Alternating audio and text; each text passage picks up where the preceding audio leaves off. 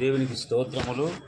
ఇంతవరకు దేవుని నామాన్ని ఘనపరిచాము, పాటల ద్వారా ఆయన మహిమపరిచాము. ఎంతోమందికి లేని భాగ్యాన్ని ఈ సమయము ఇచ్చినాడు. ఆ దేవునికి అనంత మహిమ కలుగాక. మన మధ్యకు అశోక్ సారు మరిద్దరు ఇక్కడ సారులు వచ్చి చక్కగా పాటలు పాడినారు. ఈరోజు ఇక్కడ రావడానికి దేవుడు నడిపించాడు, పరిశుద్ధాత్మ దేవుడు. కాబట్టి మంచి పాటలు, ఆ పాట వింటుంటే మన హృదయంలో ఉండేటువంటి ఆటోమేటిక్గా తలంపులు చెడు అన్నీ బయటకు పోతాయి. ఉజ్జీవంగా పాడాలనిపిస్తుంది. అందుగురించి ఈరోజు వాక్యములు క్లుప్తంగా కొన్ని మాటల్ని, దేవుని మాటల్ని జాగ్రత్తగా విందాం. ఎవరన్నా ఒక ఇచ్చినట్టు జాగ్రత్తగా వింటాం దేవుని మాటల్ని.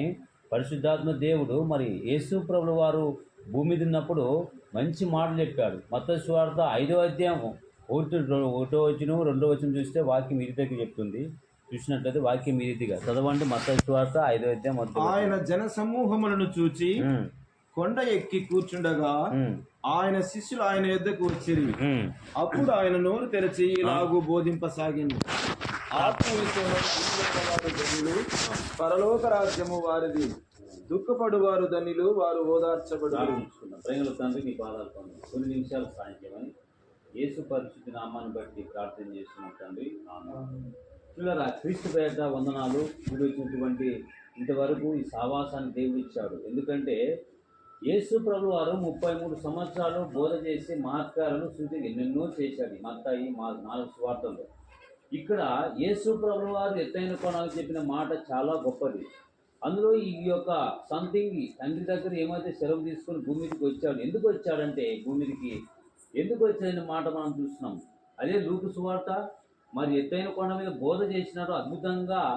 మరి అన్నపానాలు మరిపోయారు. దేవుని మాట ద్వారా, దేవుని వాక్యం ద్వారా బ్రతికింపబడుతుంది మనుషులందరూ. అందుకు లూకు సువార్త 19వ అధ్యాయము 10వ వచనం, ఆత్మ విషయమై దీనులైన వారు ధనులు, పరలోక రాజ్యం వారిది. మరి ఈ మాటలు నమ్ముకున్న వారు ధనులు. ఎందుకు వచ్చాడు ఈ లోకానికి? సంథింగ్ ఏమో ఇల్లు కొరకు భూముల కొరకు వచ్చానా?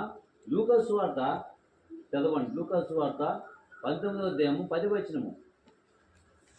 నశించిన దానిని వెదకి రక్షించడానికి మనుష్య కుమారుడు వచ్చానని అతనితో చెప్పాను. ఎవరితో చెప్తున్నాను? అతనితో చెప్పాను. లూకా సువార్తలో యేసు ప్రభు సాక్షాత్తు చెప్తున్నాడు. సాక్షాత్తు పరలోక రాజ్యం నుంచి భూలోకానికి వస్తున్నమాట. ఒక సీఎం వచ్చాడు అనుకో మీ ఇంటికి, ఎంతో అంగలాస్తాం. కానీ దేవాది దేవుడు తన రాజ్యాన్ని, పరలోక రాజ్యం తండ్రి దగ్గర ఏమైతే నేర్చుకున్నాడో భూమి మీద అదే కొనసాగించి చిన్న లైఫ్ కదా. 33 సంవత్సరాలు సన్నమాటలు కూడా. ప్రపంచంలో మహానుభావులు ఉన్నారు, మహానీయులు ఉన్నారు. ఇప్పుడు గాంధీజీ, అంబేద్కర్, ఇంకా వివేకానంద ఎంతో మంది ఉన్నారు. కానీ యేసు ప్రభు వారు ఒక మంచివాడుగా మిగిలింటే, అద్భుతాలు చేసి సూచక్రియలు చేసి 5 రొట్టెల నుంచి 5,000 మంది పంచింటే మంచివాడిగా మిగిలి ఎంతోమంది మహత్కారాలు చేశారు. కానీ ఈయనైతే చాలా అద్భుతం చేశాడు.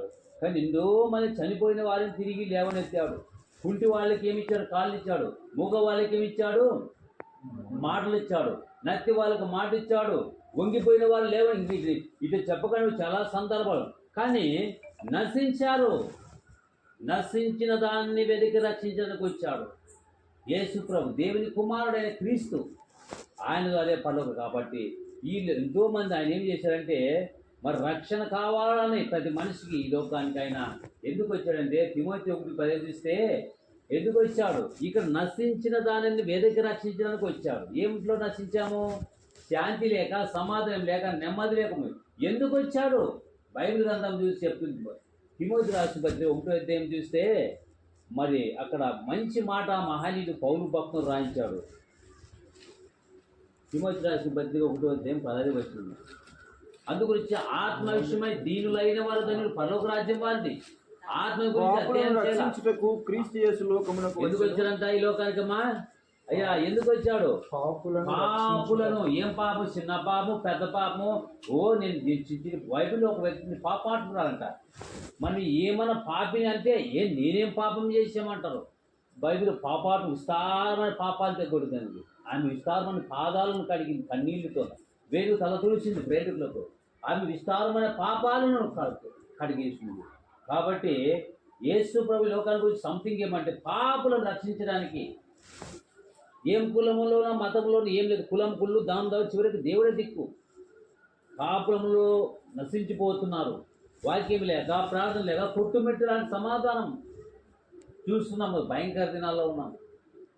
అందుగురించే నశించిన దాన్ని వెతికి రక్షించడానికి మనుష్య కుమారుడు వచ్చాను అదంతా చెప్పాను. మరి తిమోతితో పాపను రక్షించడానికి క్రీస్తు లోకం వాక్యము నమ్మదగినది. నశించిన దాన్ని వెతికి రక్షించడానికి వచ్చాను. మనము ఏం గొప్పతనం లేదు, దేవుడే మనం ప్రేమించి కాపాడుతున్నాడు.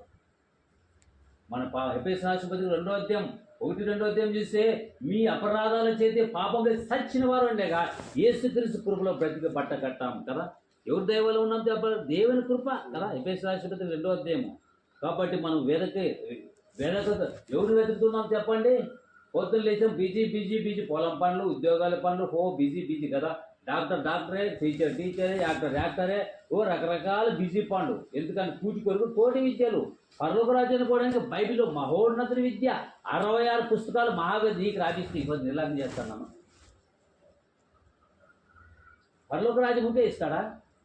కష్టపడితే ఒక పంట ఎంతో తీస్తాం, కష్టపడి చదివితే జాబ్ వస్తుంటుంది. మరి పరలోక రాజ్యం, దేవుని కుమారుడు పరలోక రాజ్యం నుంచి భూలోకాన్ని ఎందుకు వచ్చాడు? నీ కొరకు, నా కొరకు కాదు, ఒక ప్రపంచం అన్ని జాతుల వర్గాల కొరకు కదా. చదవండి. మీ అపరాధముల చేత మీరంటే కాదు కదా. ఇక్కడ మీరు అనుకున్న మీ అపరాధముల చేతను పాపముల చేతను మీరు చచ్చిన వారైనగా ఆయన మిమ్ములను క్రీస్తుతో కూడా బ్రతికించాడు. కదా, ఎంత గొప్ప దేవుడు కదా. తన అదేమని చూస్తాం, తన మహాప్రేమ, గొప్ప ప్రేమ. ఈరోజు మీ ఇంటికి వచ్చామని మీరు ఏం పిలిచినారా? లేదే, దేవుడు నడిపించాడు.